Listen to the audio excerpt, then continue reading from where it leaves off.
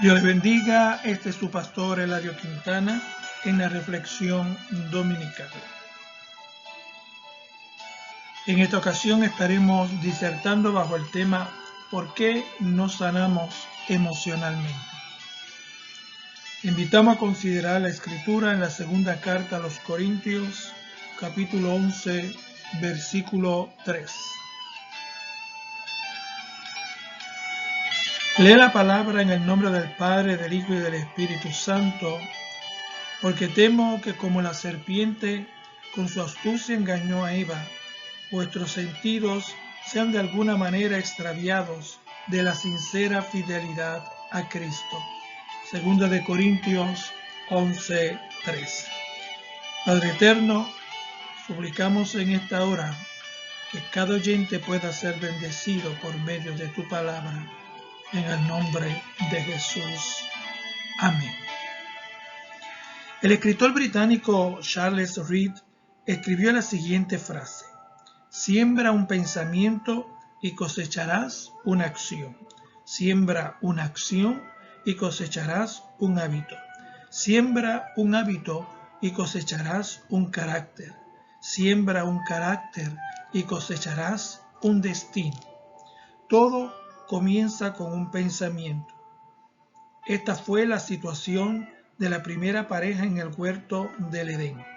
Un pensamiento fue sembrado en la mente de la mujer: no moriréis, sino que sabe Dios que el día que comáis de él serán abiertos vuestros ojos y seréis como Dios, sabiendo el bien y el mal. Génesis 3:5. Y este pensamiento produjo una acción: el pecado. De este modo se abrió la puerta que dio entrada a que fuera herida el área emocional del ser humano.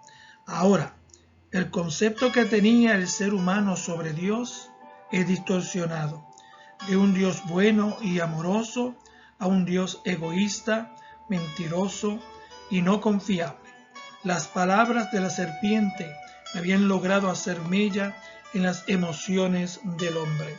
Esto nos enseña que cada situación generará pensamientos y estos pensamientos emociones, por lo que los sentimientos se alimentan a través de lo que sentimos y experimentamos. Por tal razón, Pablo expresa su temor a la iglesia de Corinto de que sus sentidos sean de alguna manera extraviados del concepto que tenemos o podamos tener de la persona de Jesús. Todos, en alguna manera, hemos sido dañados, heridos, lastimados en el área emocional. Todos hemos reaccionado rebelándonos de alguna manera.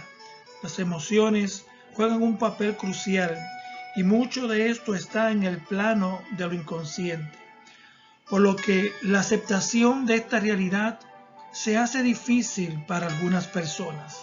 Es importante señalar que una misma situación puede ser interpretada y vivida emocionalmente diferente por varias personas. Por ello, Jesús dijo: los sanos no tienen necesidad de médico, sino los enfermos. No he venido a llamar a justos, sino a pecadores. Marcos 2:17.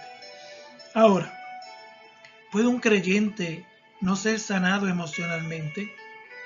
Lamentablemente la respuesta es sí. Son múltiples las razones para ello, lo que trae a colación la siguiente pregunta: ¿por qué no sanamos emocionalmente si la provisión divina ha sido completa?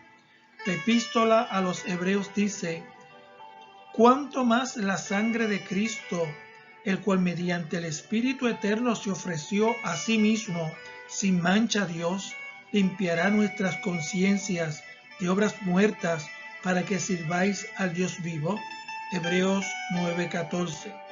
Y Lucas 10:10 declara: en esa voluntad somos santificados mediante la ofrenda del cuerpo de Jesucristo, hecha una vez y para siempre, por lo cual puede también salvar perpetuamente a los que por él se acercan a Dios, viviendo siempre para interceder por ellos.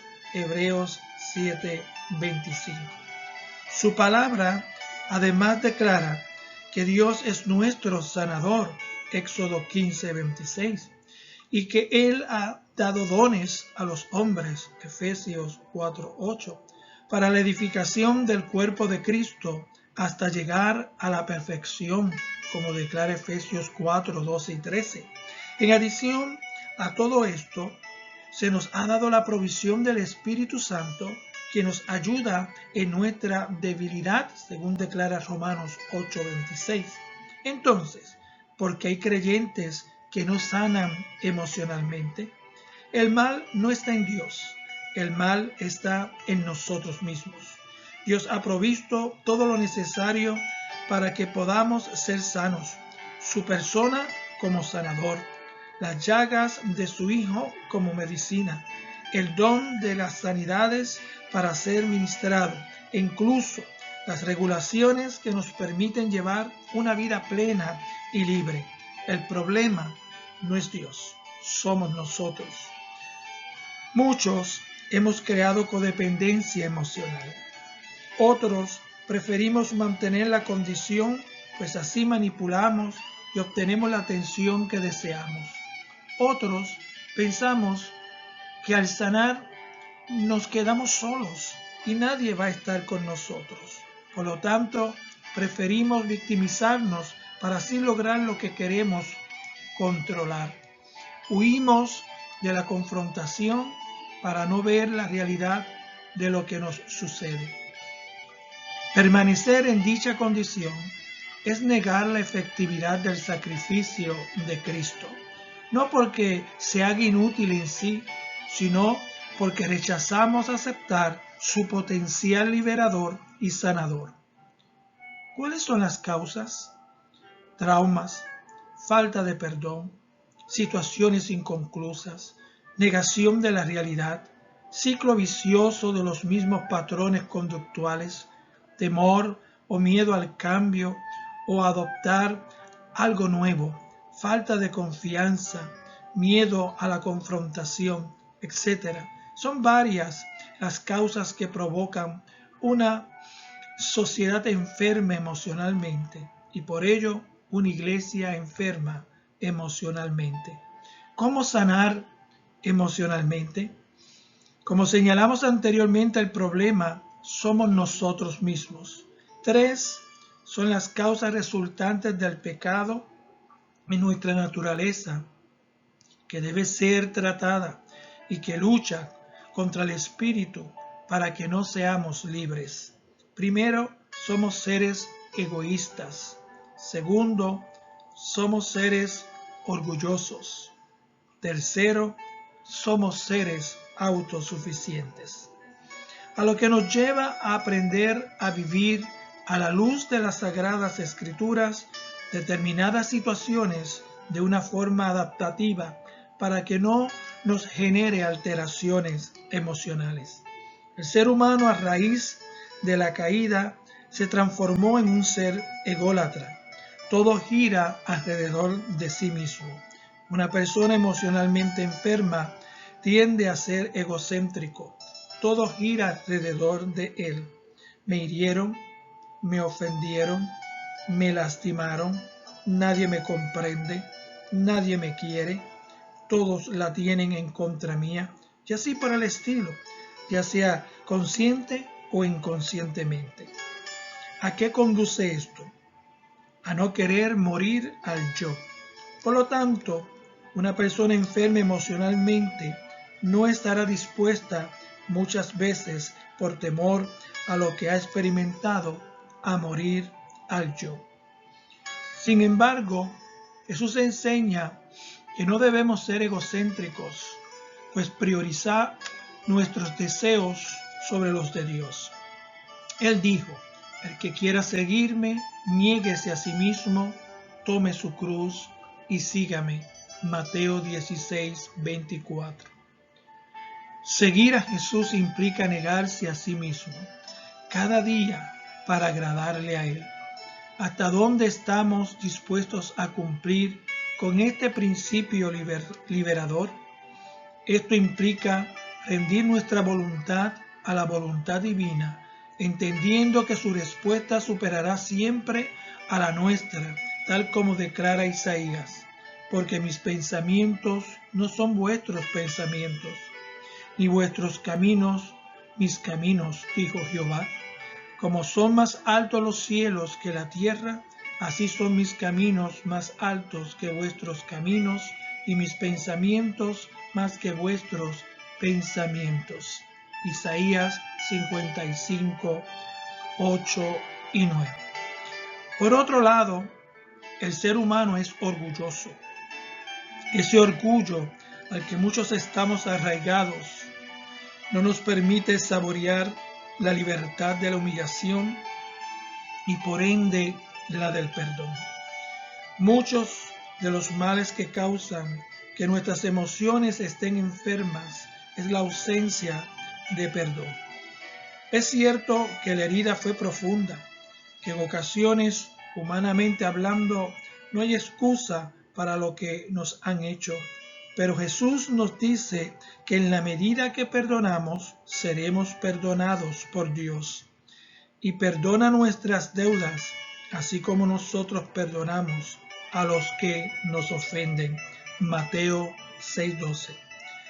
Todo aquel que ha experimentado el perdón de Dios entiende lo maravilloso de esa libertad producida por su gracia. Ahora, si entendemos que aquel que nos hizo daño merece ser castigado por Dios, pregunto, ¿y tu pecado qué?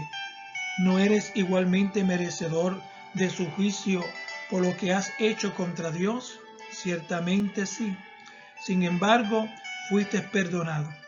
Muchos necesitan aprender a perdonar para poder ser libres en su área emocional, que nos impide el orgullo. También debemos entender que hay otro mal en nosotros que debemos aprender a combatir para poder ser sanos emocionalmente: la autosuficiencia. Nada podemos hacer sin Jesús. Esa verdad Jesús la ilustró en la vid cuando dijo: porque separados de mí nada podéis hacer. Juan 15:5. Pablo nos aconseja que nos despojemos del viejo hombre que está viciado conforme a los deseos engañosos de la carne, y que nos renovamos en el espíritu, en el entendimiento de nuestra mente. Efesios 4:22 y 23. Nuestra dependencia debe ser una totalmente de Dios. Por lo tanto, se hace necesario aprender a negarnos a nosotros mismos, humillarnos en la presencia de Dios y perdonar al que nos ha herido u ofendido, y depender de Dios no solo para nuestra vida espiritual, sino también para nuestra vida relacional. El consejo de la palabra de Dios al respecto es el siguiente: como todo comenzó con un pensamiento, nuestro pensamiento tiene que ser transformado. La epístola a los Romanos establece dos cosas primarias: fomentar la comunión con Dios y renovar nuestra mente. Así que, hermanos, os ruego por las misericordias de Dios que presentéis vuestros cuerpos en sacrificio vivo, santo, agradable a Dios, que es vuestro culto racional. No os conforméis a este siglo, sino transformaos por medio de la renovación de vuestro entendimiento, para que comprobéis cuál sea la buena voluntad de Dios, agradable y perfecta. Romanos 12, 1 y 2. Ahora viene la pregunta: ¿pero cómo lograrlo? Hebreos capítulo 12, verso 12 al 15, describe los pasos a seguir. Primero, levantemos las manos caídas y las rodillas paralizadas. Esto nos habla de pasar de una actitud de inacción a una de acción. Cuando estamos afectados emocionalmente, en muchas ocasiones perdemos el entusiasmo, el ánimo y nos invade la dejadez. A reconocer nuestra naturaleza caída y cuán traicionero es el corazón, como describe Jeremías capítulo 17, verso 9, debemos entender que nuestra sanidad depende de nuestra actitud y de la manera que hago uso de la provisión divina. No podemos ser emocionales. El Espíritu tiene que tomar el control de nuestras emociones carnales. En segundo lugar, hacer sendas derechas para nuestros pies. Esto implica modelar para los que vienen atrás. Como diría Pablo: hermanos, si alguno fuere sorprendido en alguna falta, vosotros que sois espirituales, restauradle con espíritu de mansedumbre, considerándote a ti mismo, no sea que tú también seas tentado. Gálatas 6:1. Ahora, ¿con qué finalidad? Como continúa el verso diciendo: de este modo lo cojo, haciendo referencia a nuestras imperfecciones y debilidades, no se saldrá del camino, o sea, que se mantendrá a pesar de la debilidad. Por eso el profeta Joel exhorta diciéndonos: diga el débil, fuerte soy. Y continúa el verso diciendo: y de este modo sea sanado. De este modo puede ser restaurado. En tercer lugar, continúa la palabra de Dios diciéndonos: seguir la paz. Si es posible, en cuanto dependa de vosotros, estad en paz con todos los hombres, declara Romanos 12:18. Y sigamos la santidad, sin la cual nadie verá al Señor. En cuarto lugar, no desechéis al que habla, como declara el verso 25 de este capítulo de Hebreos. No pasar por alto, no hacer caso omiso. ¿Por qué? Porque la amargura nos hace huérfanos de la gracia divina y contamina a otros, según declara el versículo 15. Una persona emocionalmente enferma es como un virus, contagia a otros. Mirad bien, no sea que alguno deje de alcanzar la gracia de Dios, que brotando alguna raíz de amargura os estorbe y por ella muchos sean contaminados. En quinto lugar, Hebreos 12:1 nos exhorta a que comprendamos que los ojos de los demás están sobre nosotros. Por lo tanto, debemos despojarnos, quitarnos, desvestirnos, abandonar todo peso, toda carga emocional y del pecado, lo que produce esas emociones que nos asedia, y correr con paciencia la carrera que tenemos por delante. ¿De qué manera? Puesto los ojos en Jesús, el autor y consumador de la fe. ¿Por qué puesto los ojos? Porque ellos son la ventana del cuerpo. Entonces, amados, queda descartado que el problema no es Dios ante la falta de sanidad emocional del ser humano. Entonces, ¿quién es el problema? El problema somos nosotros. Dios te bendiga poderosamente.